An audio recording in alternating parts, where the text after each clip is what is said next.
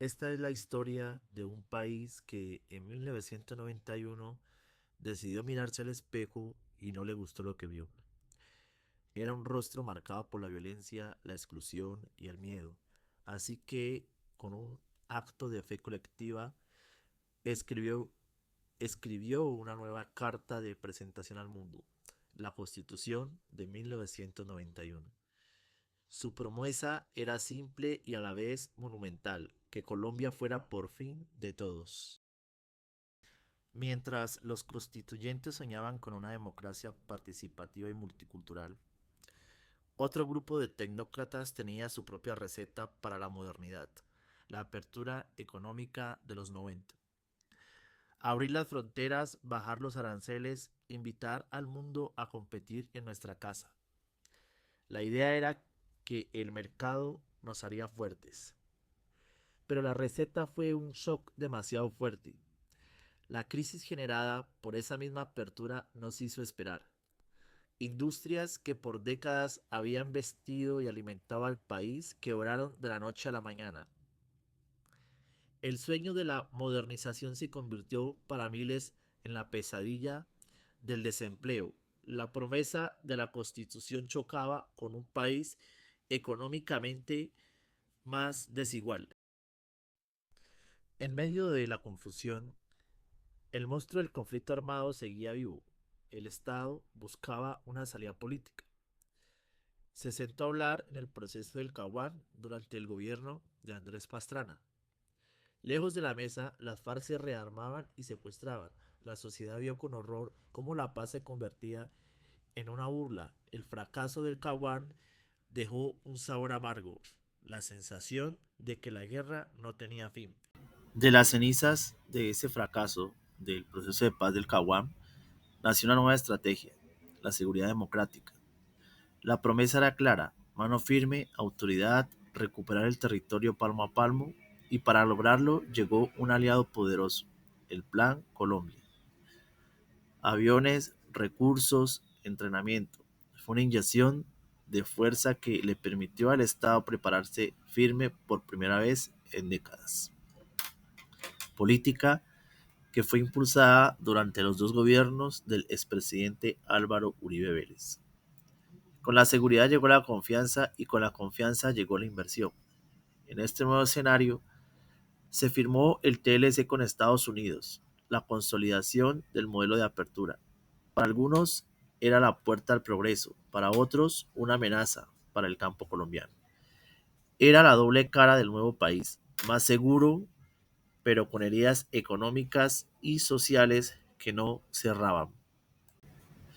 Con el enemigo ya debilitado durante el gobierno de Juan Manuel Santos, quien sirvió como ministro de Defensa en el gobierno Uribe, pues llega un nuevo intento para lograr un proceso de paz, el cual se dio en La Habana, más largo, más técnico, con las víctimas en el centro. Después de años de negociación se firmó un acuerdo histórico. El fin de la guerra con las FARC estaba a la vista. Pero entonces sucedió lo inesperado. El plebiscito de 2016 le dijo no a la paz. No fue un voto contra la paz misma, sino un grito de rabia acumulada, un país aún profundamente dividido y desconfiado. Fue un golpe que dejó a Colombia al borde de un abismo moral.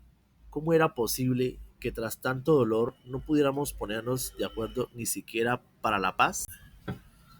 Durante el gobierno de Iván Duque llegó la crisis del COVID-19 y profundizó todas las heridas. La desigualdad se hizo insoportable y de ese encierro y esa desesperanza nació el estallido social. Una generación joven que no vivió lo peor de la guerra, pero que sufre la falta de oportunidades. Salió a las calles a exigir un futuro diferente. Su grito ya no era contra la guerrilla, sino contra un sistema que consideraba injusto. Pero, pero analicemos un poco de contexto antes del estallido social.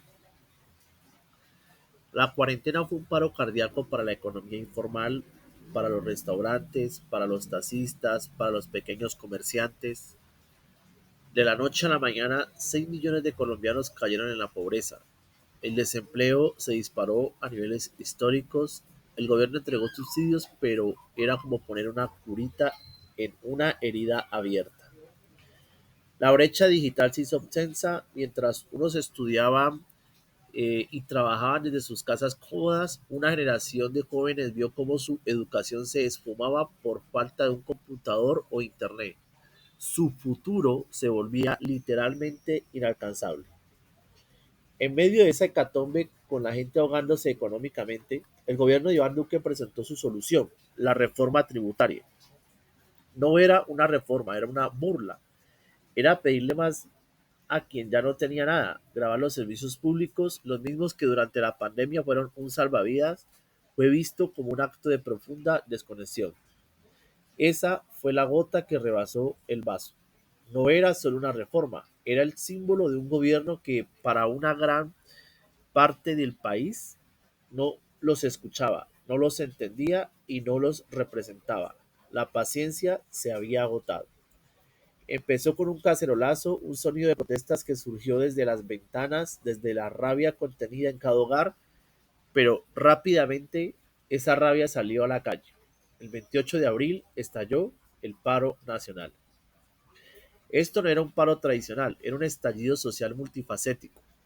Era la furia de los jóvenes sin futuro, el dolor de los informales sin ingresos y la solidaridad de las comunidades históricamente marginadas. En ese clima de cambio, Colombia tomó una decisión histórica.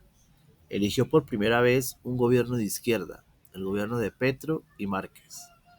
Es la materialización política de todas esas tensiones. Es la búsqueda de una paz total, que va más allá de la dejación de armas y promesa de un cambio que enfrenta los modelos económicos establecidos, incluidos aquellos simbolizados por el TLC y el legado del Plan Colombia. Este es nuestro viaje de la promesa de la Constitución del 91, pensado por los dolores de la apertura económica, la sombra del Caguán, la fuerza de la seguridad democrática y el Plan Colombia. La esperanza de La Habana, el desgarro del plebiscito, el grito de la calle y la incertidumbre de un nuevo gobierno. No es una historia con final, es el relato de una nación que por 3 décadas ha intentado encontrar su rostro, un rostro que hoy más que nunca sigue dibujándose entre la esperanza y la duda, entre el miedo al pasado y la fe en un futuro que todavía estamos aprendiendo